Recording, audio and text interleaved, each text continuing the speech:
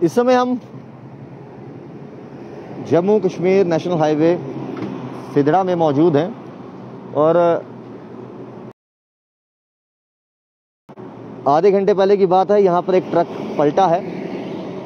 कुछ इसी तरीके से पलटा है। आपको याद होगा कुछ महीनों पहले यहाँ पर तेज़ रफ्तार से एक बस आ रही थी, राजस्थान का नंबर था उस बस का, और उस बस में 3 लोग थे, ड्राइवर, क्लीनर और एक और व्यक्ति था।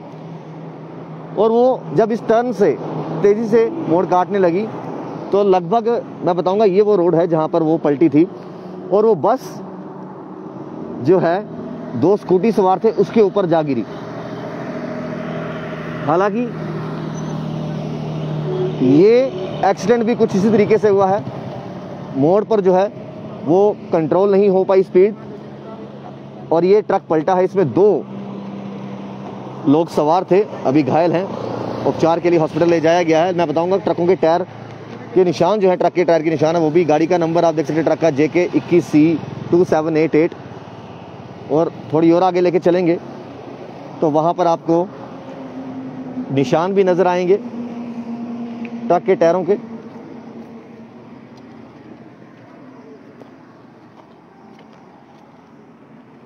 लेकिन क्या लगता है सिर्फ और सिर्फ ट्रक वाले की गलती होगी?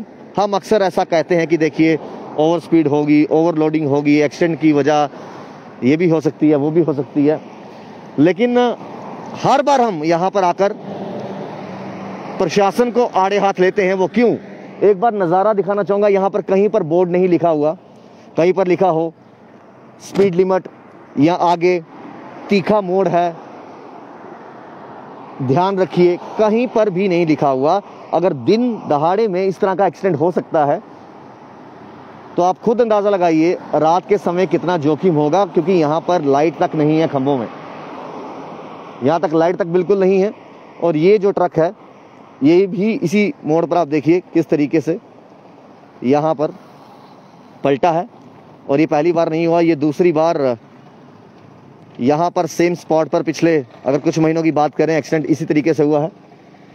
लेकिन इसमें प्रशासन का भी पूरा मैं आपको बताऊंगा यहाँ पर नाकामी है, क्योंकि यहाँ पर कोई बोर्ड नहीं लगाया गया कि आगे तेज़ मोड़ है, थोड़ी स्पीड आप कम कर लीजिए, या कुछ भी नहीं है। पूरा मोड़ आप देखिए, और जितने खंबे लगे हैं यहाँ पर लाइट तक नहीं है। तो दिन में अगर इतना बड़ा हादसा हो सकता है तो रात को आप खुद अंदाज़ा लगाइए हादसे किस तरीके से बढ़ सकते हैं। जो भी कंसर्निंग अथॉरिटीज़ हैं, national highway authority of India की बात करें, जितने भी कंसर्निंग डिपार्टमेंट्स हैं, उनको कम से कम यहाँ पर मोड़ पर लिख देना चाहिए कि आगे इतने मीटर के बाद तेज कर्व है। फिलहाल 2 व्यक्ति इसमें जो हमारी जानकारी हमें मिल रही है वो घायल हैं, उसको उपचार के लिए ले जाया गया है।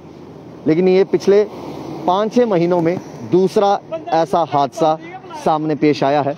पुलिस जो है वो तफ्तीश कर रही है और अभी भी कुछ इसी तरीके से ये हादसा पेश आया है जिस तरीके से पहले भी बस पलटी थी, जिसमें 2 जो लड़के थे स्कूटी सवार, जब बस ने यहाँ से स्पीड में टर्न किया, वो बस और स्कूटी सवार जो थे दोनों उनके ऊपर गिर गई और ऑन द स्पॉट उनकी डेथ भी हो गई।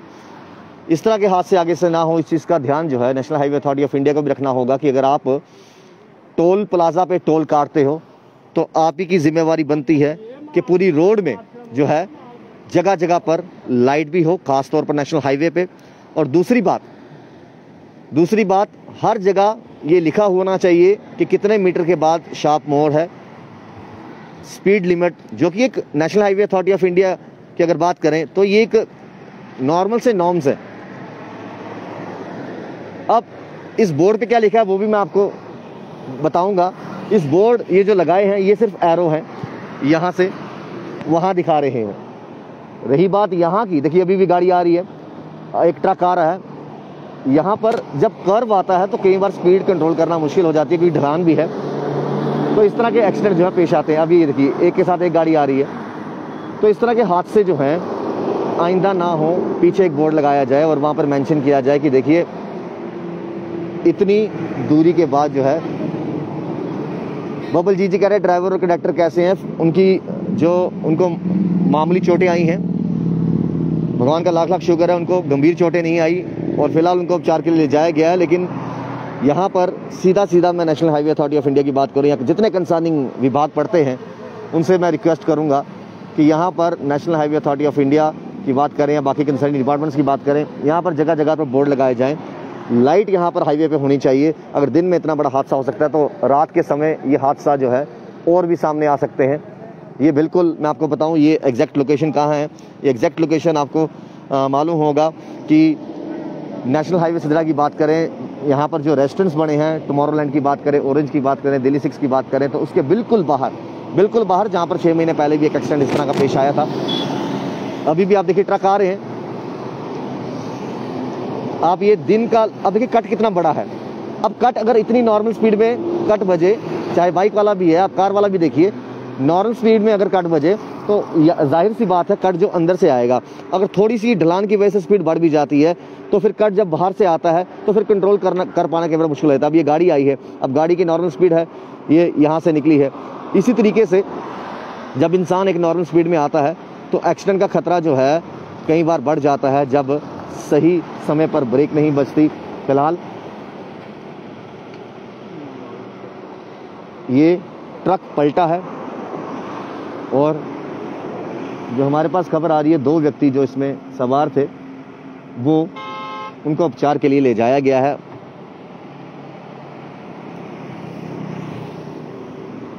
शायद जो ट्रक के ऑनर हैं वो इस समय यहाँ पर आए हों। जम्मू कश्मीर पुलिस के जवान यहाँ पर मौजूद हैं। देखते हैं कि आगे थोड़ा लेके चलते हैं आपको।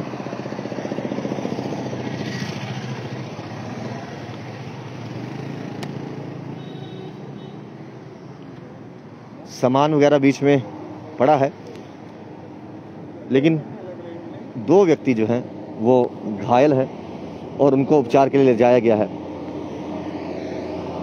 हम अपने चैनल के माध्यम से आपसे यही अपील करते हैं, आप कोई भी वाहन चलाएं धीरे चलाइए।